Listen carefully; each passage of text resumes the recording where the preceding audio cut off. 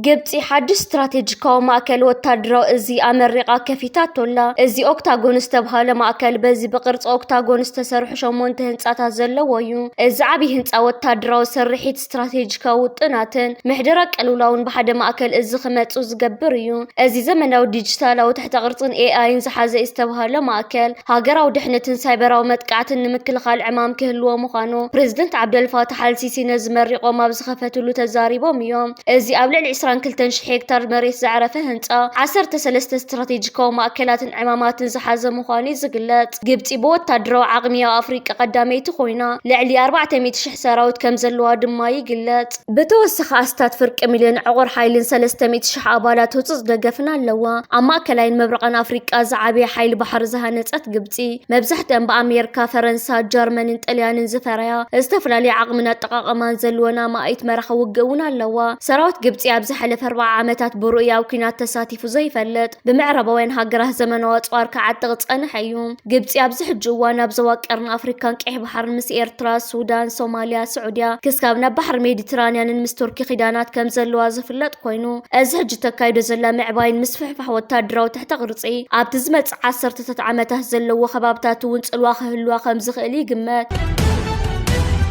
محزنة إيرتران جبتن بقصالن عقلن وهودن زاتنا معبلن بنطف جيوبوليتيكاو لوطታት ተደሪኹ ኣብ ስትራቴጂካዊ ስጡም መሰማምዕ ባይታ በፂሒሉ ዘሎ መድረኽ ብገለ ተጻባኣት ሚድያታትን ውልቀ ሰባትን ዘጋውሑ ወዚ ሓላፍነታውን ዝንቡዕን ዜናታትን ትንታነታትን ግን ንዝምድና ኤርትራን ግብፅን ከመንጻር ፍሊተ ሃገር ዘቕንዐ ወይ ንጸጥታ ቀርኒ ኣፍሪቃ ንምዝራግ ዝዓለመ ፖለቲካዊ ሽርሕ ገይሮም ክገልጽዎ እኳ እንተፈተኑ ሕመረቱ ግን ንሰላምን ምኽባር ልዕላውነት ሃገራትን ማእከል ዝገበረ ቅዱስ ኪዳን እዩ ተራና قداسنتن إيرتران لعل 30 عامات كونيل كخجوس كونت تصنحه أقداس جغرافيا وقمامتان وشتاو صنعاتان حادنتان كمو نات عن ورتصنا وزاء بوليسي كم اكو دمر حيل خوينو نيرترا كم اكل سحبت حيل ميزان زواق قرن افريكان قيح بحرن كتكونا بقعوايو امر رغات صتان رغاتن قرن افريكان قيح بحرن زرعيتو بوليتيكاون وتادراون بقعاتكا اباتا زمسكره فصم كغوس زيكال كم برهان صحاي زدمق قيايو محزنت إيرتران جبصن حقኛ استراتيجيكاو شركنتيو هاجراو دحنت كلتين هاجراتنا نحدد استواسبن زمالال ان بمخانو مالت إيرترا ابدوا وافدق قيح بحر بابيل مندب جماجم صلوا زلوا هاجر كتكونن كلا ግብጽ ድማ ሰሜናዊ ኣፍደገ قيح بحر መትረብ ስዌዝ ዘለዋ ጽልዋ ንኽትዕቀበን ጸጥታ መስመር ንግዲ قيح بحر ክትውሕስን ነቲን ሰለስተ ዓቁድ ዝተጎሰየን ልዑል ስትራቴጂካዊ ኣገዳስነትን ውርዚ ፖለቲካዊ መርገጺ መንግስቲ ኤርትራ ፍልጦ ክትህቦ ግድን እዩ እዚ ሓበራዊ ጂኦ ስትራቴጂካዊ ኣቀማምጣ ብዘንቀሎ ታሪካዊ ዝምድና ኤርትራን ግብጽን ኣብ መንጎ ናይ ክልቲአን ሃገራት ላዕለዋይ መሪሕነት ዝተገበረ ርክብ ተመሳሳሊ ሓበራዊ ራእይ ፈጢሩ ናብ ዘባዊ ርግኣት እውን ጭበጥ ኣስተዋጽኦ ገይሩ እዩ እዚ ድማ ግዳማዊ ምትእትታው ዝኹንንን ዘይመዳብብቲ ሃገራት ኣብ قيح بحر ጽልዋ ይኹን ኣጀንዳን ከተግብራ ንዝፍትና ዝቃወምን ዝነጽግን ኣብ ምኽባር ልዕላውነት ሃገራት ዝተሰረተ ስትራቴጂካዊ ራእይ እዩ ምሕዝነት ኤርትራን ግብጽን ብሰንኪ ጸቕጢ ምዕራባውያን ዝውጥጥ ህጹጽ መድረኻዊ ረቋሒ ብዘይምኽሳቱን ግን ብዘገምታና ተጸንዐና ተኸለሰን ክመጽእ ጸንሐ ኮይኑ ብህጹጽ ታሪካውን ጂኦፖለቲካውን መድረኻዊ ግድንነት ክኣክውን ክኸውን ክእል እዩ እዚ ዝምድና ህልው ኩነታት ዞባ ቀርኒ ኣፍሪቃ ዝፈጠሮ ወይ ንግዜያዊ ዕላማ ዝዓለመ ዘይኮነስ ታሪካውን ሓበራዊ ጸጥታውን ቁጠባውን ረብሓታት ዘበገሶ ናይ ሰላምን ምክብባርን ኪዳን እዩ ኣብ ኣገዳሲ መስመር ንግዲ ባሕሪ ሆርሙዝ ተፈጢሩ ዘሎ ዘይምርጋእ እውን ንህጹጽን ተግባራውን ሽርክነት ዘተባብዐን ንምውሓዝ ጸጥታን ሰላምን መስመር ንግዲ قيح بحሪ ዝያዳ ሓላፍነት ዘሰከመ ፍጻሜ እዩ ስለዚ ምውሓዝ ጸጥታ መስመር ንግዲ ባሕርን ምግታእ ግዳማዊ ምትእትታውን ኣብ ቀርኒ ኣፍሪቃ ንልዑላውነት ሃገራት ክግህሱ ንዘባዊ ሰላምን ጸጥታ قيح بحر ክዘርጉ ንዝንቀሳቐሱ ሓይልታት ንምምካህ ዝግበር ምሕዝነት ሕጋውን ስትራቴጂካውን ምሕዝነት እዩ ምሕዝነት ኤርትራን ግብጽን ንዘባዊ ርግኣት እምበር ንዘባዊ ምትፍናን ኣይኮነን መንግስቲ ዩክሬን 34 ኢትዮጵያውያን ኣብ ጎኒ ሩስያ ኮይኖም ዝዋግእዎ ዘለው ዝርዝር ኣስማቶም ሎሙ ዘርጊሕ ይርከብ መንግስቲ ዩክሬን ኣብ ዘርጊሕዎ ዝርከብ ዘሎ ከምዚ ዓይነት ሓበሬታ 34 ኢትዮጵያውያን ኣብ ጎኒ ሩስያ ኮይኖም ይዋግእዎ ከም ዘለው ድሮ 3 ኢትዮጵያውያን ከም ዝተቀተሉ ኣብ ሓበሬቱ ብምጥቃስ ኢትዮጵያን መንግስቲ ናይቲ ሃገርን ካብ ከምዚ ዓይነት ኣብ ጎኒ ሩስያ ተሰሊፍካ ኣንጻር ዩክሬን ዝግበር ኩናት ክእደውና መንግስቲ ኢትዮጵያን ዕሸል መራሒ ናይቲ ሃገርን ሓያል ጻውዒታት ኣቕሪቡ ይርከብ መንግስቲ ዩክሬን ነዚ ሓበሬታታት እዚ ዝዘርግሕ ዘሎ ላዕለዋይ በዓል ስልጣን ናይ ሩስያ ትማል ማስዮ አዲስ አበባ ብምእታው ምስ ሓላፍ መራሒ ናይቲ ሃገርን ካልኦት ሰበስልጣን ናይቲ ሃገርን ድሕር ዘካየዶ ርክባትን ዘረባትን እዩ። ኣብ መንጎ ሩስያን ዩክሬንን ዝካየድ ዘሎ ኩናት ቀፂሉ ይርከብ ኣሎ። ኣብ መንጎ ሰራዊት መንግስቲ ሩስያ ዜጋታት ናይ ዝተፈላለዩ ሃገራት ኣፍሪቃ ይዋግኡ ከም ዘለው መንግስቲ ዩክሬን ክስታት ከቅርብ ፀኒሕ እዩ። ናይዞም 34 ኢትዮጵያውያን ዝርዝር ኣስማቶምን ኣድራሾምን ወፂን ተዘርጊሕን ዝርከብ ዘሎ ሓደ ካብቲ ንመራኸቢታት ዓለም ኣዘራራቢ ኮይኑ ዝርከብ ዘሎ ዓበይቲ ጉዳያት እዩ። ናይ ኢትዮጵያን ኢትዮጵያውያንን ጉዳይ መወዳእታ ተሳኢንዎ ይርከብ። አቦሽ መጥሆርሙዝ ሓድሽ ወታደራዊ ምስሓብ ተባሪዑ ሓይሊ ባሕሪ ኢራን ነቲ ዝተወሃበ መጠንቀቕታ ብዘይ ተቐበለት ናይ ነዳዲ ጽዕነት መርከብ ስጉምቲ ከም ዝወሰደ ተገሊጹ። መተሓላለፍ መስመር ንግዲ ነዳዲ ዓለም ኣብ ዝኾነ ወሽመጥ ሆርሙዝ ነቲ ብወገን ኢራን ዝተወሃበ ወግዓዊ መጠንቀቕታ ዓሽሽላ ዝሓለፈት ሓንቲ ዓባይ ናይ ነዳዲ ጽዕነት መርከብ ብሚሳኤል መጥቃዕቲ ምውቃዓ ስዒቡ ኣብቲ ዞባ ሓያል ወታደራዊ ወጥር ሰፊኑ ከም ዘሎ ተፈሊጡ። ኮማንዶታት ሓይሊ ባሕሪ ናይ ኢራን እስላማዊ ሰውራዊ ሓለውቲ ሰራዊት ኣብ ወሽመጥ ሆርሙዝን ዝሓልፋ መራኸብ ጸጥታን ደንብን ንምቁጽጻር ኣብ ዝገብርዎ ምንቅስቓስ እታ መርከብ ነቲ ዝተወሃበ ጥብቂ ናይ ባሕሪ ትእዛዝ ብዘይ ምኽባራ ብሚሳኤል ዕላማ ከም ዝተገበረት ተገሊጹ። እቲ መጥቃዕቲ ቅድሚ ምፍጻሙ ቁርባ ቀዲሙ መኮንናት ሓይሊ ባሕሪ ናይ ኢራን ብሬድዮ ኣቢሎም ናብ ሰራሕተኛታት እታ መርከብ ዝለኣኽዎ መልእኽቲ ተቓሊዑሎ። እቶም መኮንናት ሚሳኤላትናን ድሮናትና ናብ ልዕሊኹም ንምትኳስ ሙሉእ ብሙሉእ ድልዋት እዮም ብምባል ብዘይ ዝኾነ ተወላውሎ ጥብቂ ንሕነ ምፍዳይ መጠንቀቕታ ሂቦም ከም ዝነበሩ ተፈሊጡ። እዚ ስጉምቲ እዚ ኣብ ኣህጉራዊ ዕዳጋ ነዳድን ድሕነት ባሕርን ሓያል ድንጋጸ ዝፈጠረ ክኸውን እንከሎ ኣሜሪካን ዞባዊ መሻርክታን ድማ ናጽነት ምንቅስቓስ ባሕሪ ንምኽባር ወታደራዊ መርከባትን ናብቲ ቦታ ይጽጋዓ ከም ዘለዋ ተሰሚዑ። እዚ ኣብ ወሽመጥ ሆርሙዝ ዝተረኣየ ናይ ሓይሊ ስጉምቲ ዝተሰምዐ ብሚልዮናት ዝቑጸሩ ኢራናውያን ኣብ ስነ ስርዓት ቀብሪ ኣያቶላ ካሜኔይ ሓያል ናይ ሕነ ምፍዳይ ጭርሖታት የስምዑሉ ኣብ ዘለውሉን ላዕለዎት ሓለፍቲ ጸጥታ ሃገር ድማ ንፕሬዚደንት ኣሜሪካ ዶናልድ ትራምፕ ብኻልእ ቋንቋ ክንምልሰልካ ኢና ብምባል ተሪር መጠንቀቕታ ኣብ ዝሃብሉ ንጽባሒቱ ምዃኑ ቴህራን ቃላ በተግባር ንምርአይን ለስትራቴጂካዊ መስመር ምዕራባውያን ንምፍታንን ዝወሰደት ተስጉምቲ ይክብሉ ተንተንቲ ጂኦፖለቲካዊ ትንትኑ። እዚ ከምዚ ኢሉ እንከሎ ኣሜሪካ ኣብ ልዕሊ ኢራን ሓወኽተ ዝንብ ሓዲራ ትርከብ። እዚ ኣሜሪካ ካይዳቶ ትርከብ ዘላ ከምዚ ዓይነት መጥቃዕትታት ኣብ መጻብኡ ሆርሙዝ ኣብ ልዕሊ ሲቪል መራኸብ ተኻይዱ ድሕር ዝበለቶ መጥቃዕትታት ግብረ መልሲ ከም ዝሃበት መንግስቲ ኣሜሪካ ድሕር ምሕባር 80 ዕላማታት ኣብ ውሽጢ መሬት ኢራን ደብዳባት ከም ዘካየደት መንግስቲ ኣሜሪካ ነቲ ተኻይዱ ዝርከብ ዘሎ ወታደራዊ ስርሒታት ዝምልከት በኸምዚ ዓይነት መልክዕ ሓበሬታታት ኣስፊሩ ይርከብ። ኢራን ብወገን ኣብ ልዕሊኣ ተኻይዱ ዝርከብ ዘሎ ከምዚ ዓይነት መጥቃዕትታት ኣብ ኩዌትን ባሕሬንን ንዝርከብ ወታደራዊ ማዓስከራት ናይ ኣሜሪካ ብባሊስቲክ ሚሳኤላትን ድሮናትን ሓውና ዝነበትሉ ትርከብ ኣላ። እዚ ኣብ መንጎ ክልቲአን ሃገራት ተላዒሉ ዝርከብ ዘሎ ከምዚ ዓይነት ኩነታት ነቲ ዝተኻየደ ስምምዕ ሰላም ሙሉእ ብሙሉእ ዝጥሕስ ክልቲአን ሃገራት ናብ ሙሉእ ኩናት ተሰጋጊረን ይርከባ ከም ዘለዋ ይግለጽ ኣሎ። ብዙሓት መራሕቲ ሃገራት ዓለም ክልቲአን ሃገራት ካብ ዘካይድኦ ዘለዋ ሓደገኛ ተግባራት ተቆጢበን በቲ ዝተኻየደ ስምምዓትን ስምምዕ ሰላምን ተቐይደን ክኸዳ ጻውዒት የቕርቡ ኣለዉ። ሓደ ካብቲ መንግስቲ ኣሜሪካ ሎም ለይቲ ዕላማታት ዝገበሮ ሓደ ካብቶም መትኒ ቁጠባ ናይቲ ሃገር ዝኾኑ ወደባት እዩ። ነቲ ወደብ ኣሜሪካ 3 ግዜ ደብዳባት ብምክያድ ኣቃጺላቶ ትርከብ ኣላ። ንኢራናውያን ኣዝዩ ዘቆጥዐ ኩነታት ኣብቲ ሃገር ተፈጢሩ ይርከብ። ፕሬዚደንት ኣሜሪካ ዶናልድ ትራምፕን መንግስቲ ናይቲ ሃገርን ንመራሒ ሃይማኖታዊ ናይቲ ሃገር ኣብ ዝሓለፈ እዋናት ዝተቐተለ ስነ ስርዓት ቀብሩን ሓዘኑን 7 መዓልታት እስካብ ዝዛዘም ኣሜሪካ መጥቃዕቲ ከም ዘይተካይድ ቃል ኣትያ ነይራ። ሕጂ ግን ነቲ ዝኣተወቶ ቃል ብምርጋጽ ኣሜሪካ ነዚ መጥቃዕትታት ፈጺማ ትርከብ። ክልቲአን ሃገራት ንሕድሕደን ይጠቃቕዓ ኣለዋ። ኣብ ማእከላይ ምብራቕ ዝርከባ ዘለዋ ከም በዓል ባሕሬንን ኩዌትን ዝኣመሰለ ሃገራት እውን ክጣርዓ ይስማዕ ኣሎ። እዚ ኩነታት እዚ ድማ ሓደገኛ ብዝኾነ መልክዕ ይቕጽል ኣሎ። መንግስቲ ጋና ብዘርጎ ሓበሬታ ዘይግኡ ኣብ ዝሓለፈ ቅንያት ኣብ ደቡብ ኣፍሪቃ ከም ዝተቐተለ መንግስቲ ደቡብ ኣፍሪቃን ዜጋታት ጋና ውሕስነት ክህብ ከም ዘይከኣለ ብምግላጽ ብፍላይ ኣብ ልዕሊ ዜጋታቶም ዝፍጸም ዘሎ ከምዚ ዓይነት ሓደገኛን ኣነዋርን ተግባራት መንግስቲ ደቡብ ኣፍሪቃውን ኢዱ እትዩ ክከላኸሎ ስለ ዘይከኣለ እዩ ንምብጻሕ ፕሬዚደንት ደቡብ ኣፍሪቃ ናብቲ ሃገር ከም ዝሰረዙ ሓቢሩ። እዚ ድማ ኣብ መንጎ ክልቲአን ሃገራት ዝነበረ ርክባትን ዝምድናን ኣብ ሓደጋታት ከውድቆ ከም ዝኽእል ዝግለጽ ዘሎ መንግስቲ ደቡብ ኣፍሪቃ ነቲ ኣብቲ ሃገር ዝካየድ ዝተፈላለዩ ዜጋታቱ ኣብ ልዕሊ ካልኦት ዜጋታት ናይ ኣፍሪቃ ግፍዕና ድርዓን ቅትለትን ክቆጻጸሮን ክከላኸሉን ኣይከኣለን። ናይ ደቡብ ኣፍሪቃ ኩባንያታት ኣብ ውሽጢ ሃገራት ኣፍሪቃ ዝርከቡ ኣብ ዓበይቲ ሓደጋታት ይርከቡ ከም ዘለዉ እውን ትማሊ ወሃቢት ቃል ናይቲ ፕሬዚደንት ናብ መራኸቢታት ብምምጻእ ክትዛረብ ተሰሚዓ ነይራ። ትማሊ እውን በጻሕቲ ደቡብ ኣፍሪቃውያን ኣብ ሞዛምቢክ ናብ ሓደ ሬስቶራንት ክምገቡ ምስ ኣተቡ ካብቲ ሬስቶራንት ተሰጊጎም ኪዶ ኣብ ሃገርኩም ተመገቡ ምስ ተባሃሉ ንደቡብ ኣፍሪቃውያን እዚ ኩነታት ኣሻቒሉን ኣቆጢዑን ይርከብ ኣሎ። ዜጋታት ዞባ ኣፍሪቃ ብልዕሊ ካልኦት ዜጋታት ናይ ኣፍሪቃ ዝፍጽምዎ ኣነዋር ግፍዕን በደላትን ኣብ ሃገራት ኣፍሪቃ ንዘካየድዎ ዑደትን ኣብ ሃገራት ኣፍሪቃ ንዝርከብ ንግዳዊ ትካላቶምን በኣሉታ ጸሊይዎ ይርከብ።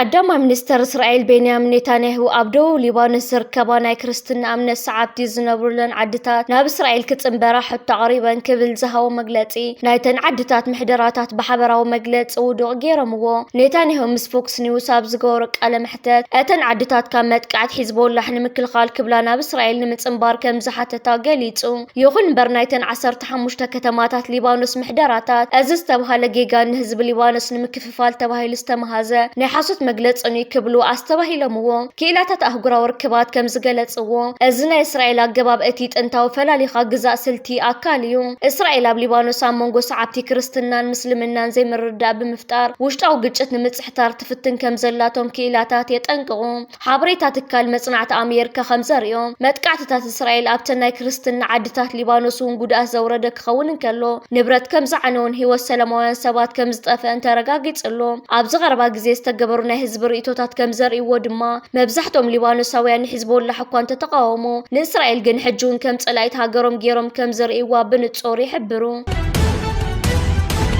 ኣብ ትግራይ ፈተነ ቅትለት ኣብ ልዕሊ ጳጳሳት ከም ዝተኻየደ ተገሊጹ። ናብ ሎም ዘውግሕላ ፍርቂ ለይቲ ኣብ ልዕሊ መንበሪ ቡፃና ቦሊቃነ ጳጳሳት ጠያይት ክትኮስ ሓዲሩሎ። ፖለቲካ ትግራይ ጳጳሳት ናብ ምቕታል በፂሑ ይርከብ። ኣብ ከተማ ኣክሱም ዝርከብ ናብ መንበረ ጵጵስና ጠያይት ዝተተኮሰ እንትኸውን ኣብቲ ቦታ ዝነበሩ ድማ ቡፁእ ኣቡነ ናትናኤል፣ ቡፁእ ኣቡነ ኣረጋዊ ጸሓፍ መንበረ ሰላማ ኮይኖም ኣብ ልዕሊኦም ስጉምቲ ይወሰደሎም እናተባሃለ ብዙሕ ጸለም ክካየደሎም ዝቐኒ ሓዊሲኦም ብሓደ ነይሮም። እቲ ዝሕዝን ድማ እዞም ኣቦታት ናብ መደቀስ መንበረ ክፍሎም ይእትጠያይት እናተተኮሰ ነይሩ። እዚ ጉዳይ ምስ ተሰምዐ መላእ ህዝቢ ነባር ኣክሱምን ግልብጥ ኢሉ ናብቲ መንበረ ጵጵስና ይኸይዱ። ኣብ ኣክሱም መሕዘን መደንገጽን ፍጻሜ ተገይሩ ዘሎ። ፖለቲካ ትግራይ ጳጳሳት ናብ ምቕታል ተሰጋጊሩ ናብ ዝሕዝን ብርኪ ኣትዩ ይርከብ። እዛ ነብሲ ስእሊ ንሪኣ ዘለና ደቂ ኣንስትዮ መንእስያት ዕድሜአን ኪንዩ 25 ዓመት ዝሓለፈ ይኮነን። ስራሕን ግና ብዙሓት ካባና ከም ዝንስሕቶአን ብለ መጠን ዓብይ እዩ። ጸጋመይትን ታሕተወይትን ፓይሎታት እየን። እተራቐቕ ሚጋትን ካልኦትን ከም ባምቡላ ጻወታሎም ጉዳማት ፍጥረት ክላ ኣየር ኤርትራ ብትሕቲ ሙሉእ ቁፅጽረን እዩ። ደቂ ተባዕትዮ መሳርሕተን እውን ብማዕርነ ዝኸቢድን ክእለትን ተወፋይነትን ዝሓትት ሃገራዊ ዕማም ይዋፈሩ። ሃሳስ ሰማያዊ ሬንጀር ወዲየን ዘለዋ ድማ ንሓንቲ ካብ ዓበይቲ መራኸብ ኤርትራ ዝኾነት መርከብ ኣሉሊ ዝመርሐ ኣባላት ሓይሊ ባሕሪ እየን። ውቅያኖሳትን ባሕርታትን ብምጭዳድ ንብረትን ሰብን ጽዒነን ናብ ርሑቕ ዓዲ ይመላለሳ። ንሳተንን ካልኦት ብጾተንን ብሓባር እውን ሚሳኤላት ጽዒናት ተረቓቐ ዘመናውያን ዓበይቲ መራኸብን ፈጣናት ጀላቡን ሒዘን ነዛ ኣብቲ ኣፋፌት ዞባ ቀይሕ ባሕሪ ዝርከብ ሙያዊ ኣካል ኤርትራ ጸጥታዊ ኩነታት ሙሉእ ብሙሉእ ኣውሒሰን ይርከባ። ኤርትራዊት ጓል ኣንስተይትን ብኣርማ ዓርነታ ብስራሕ ተኸፋልነታ ተምጽኦ ከቢድ መስዋዕቲ ከፊላ ከዓ ተረጋግጾ። እዚ ከምዚ ኢሉ እንከሎ ሚኒስተር ዜናን ሓበሬታን ንቀዳማይ ሚኒስተር ኢትዮጵያ ተሪር መልሲ ሂብዎ። ሚኒስተር የማነ ኣብ መግለጺኡ ትርኢት ምፍርራሕ ምትላል ናይ ሓሶት ወረን ምድንጋርን ቀንዲ መሳርሒታት ስርዓት ብልጽግና ምዃኖም እዚ ድማ ነቲ ስርዓት ንባዕሉ ዝፈጠሮም ውሽጣዊ ቅልውላዋት ንምሽፋንን ሉላውነት ጎረባብቲ ሃገራት ንምግሃስን ዝጥቀመሉ ብልሓት ምዃኑ ኣገንዚቡ። ኣብ መወዳእታ ሚኒስተር የማነ መንግስቲ ኤርትራ ሉላውነት ሃገሩ ኣሕሊፉ ዝህበሉ ወይ ብናይ ሓሶት ፕሮፓጋንዳ ዝርበሸሉ ኩነታት ከም ዘየለ ብምግላጽ እቲ ናይ ፖተምኪን ስትራቴጂ ኣብ መወዳእታ ባዶነት ከም ዘብቅዕ ኣጠንቂቑ። እዚ ከምዚ ኢሉ እንከሎ ቢንያም ግርማይ ናይ ሞንጎ ቮላታ ስዒርዋ። ኤርትራዊ ተቀዳዳማይ ቢንያም ግርማይ ንማእከል ቮላታ 4ይ መድረኽ ረቲዑ 25 ነጥቢ ወሲኹ ናብ 39 ነጥብን 5 ተርታን በሪኹ።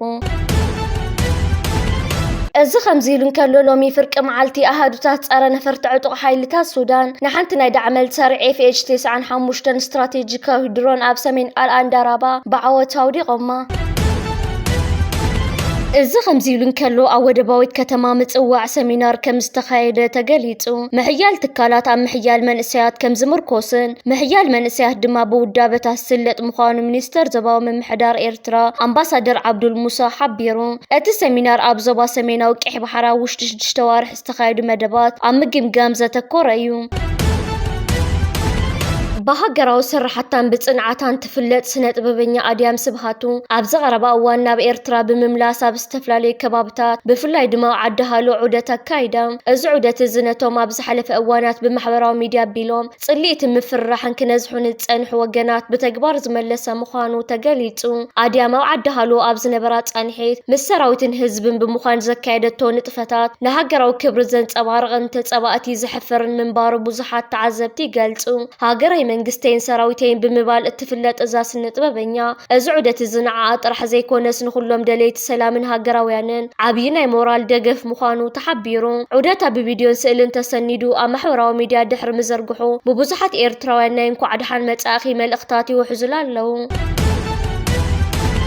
كم تلمد بحريو اتزيرغو بوليتيكاو منواص بوتمكين بارتي عندنا مونغو خلتت ارض زحاز مرغصيتات يناوصالو نلعل خلت عامتات زقصللو لاو ناي بحر اف دغن مركاب بزبل مسلم سمس زي قارص ناي كوينات مفرح انت تصابوتاتن بتخال وجن دما بعلو خمس تبدل وجن خم قداي وشطاون قدامو نوديتات غيرو مقراب اتلو مقدما منستر بيت مخر وكلت حزبي زسمعو زي تاسسر زبهر نزربا تحستو زينيرو اتي استغانن قراربان مسؤس تاسسر دراما نقول نقديفكا اتزي حس حقتات جن كم زلويو ابز زبا تفطير زولن كقصل صنحن زي يدل وطري بسنكتي بوتمكين بارتي زخطله زل حدا جنيان رباشن بوليس تاس مصيو نابنت مو السودان تفطير زلو جهود مسحاب بقطتا خابتي بوتمكين بارتي اوشط قጭ السودان زغبرو زلو حدا جنيا ايداتاو نهزنقليو از دما بتزاز قدامو حيلتات كلل بينشانغول غمز ايثيوبيان حيلتات قلطف دغف ار اس اف زخون سوتور وتادرا معسكر مدبرن بمدلاويو ازي كرخر مرغصيته دما درو ابدا يفسسيلي يركب قدمي قال اوارح من سوماليلاند بسوتور استفرمنا من رداء سند عمل زوبانا عبي سنبادز فتركال زي حقاون رباشن سقمتيو استكبار زي نقوام حبرة افريقان ايغادن كمون مسارتاو حقي اهغراو حقتات لولاونتن غزاتاو حدنتن هاغراه زغسيو بوتمكين بارتين لعل خلت عامتن فرقان ابلع ايرترا مرزامن تاريخ ززابعن بوليس كختال صنيحيو لولاو ناي بحر افدغن مركاب بزبل مسمس نودب عصبن جماغن بحر إيرتران بزخون يخون من قد خورر ويك حزب قلت خفكر صنيحيو بزعابو عل بريتوريا استبساجعون نتوع اللي مفشال تصرحون حيلتات وديس قبر تدقاقام متقاس متالدن تقبال نسيبولونيو بستعرفن إيرترا بزملكت وعل بريتوريا نا إثيوبيا وشتاو قداي ترايو كابتكيتات شو رداب تدقاقام زهبو قال مسكرنت كمسترقاقات أدما بوتمكين بارتي وعل بريتوريا قدم مفرامو أوارحا قديمو أو جبوتن شسال سنابل على إيرترا وديتات كالم كم تسانحا أي رسعن بحات إيرو هزبتات قرن افريقيا بمسارته زمناي ونز غباو من قصال زباو سلام مرغان بسنكتي بوتمكين بارتي زختلو زلنا عبدان بوليسات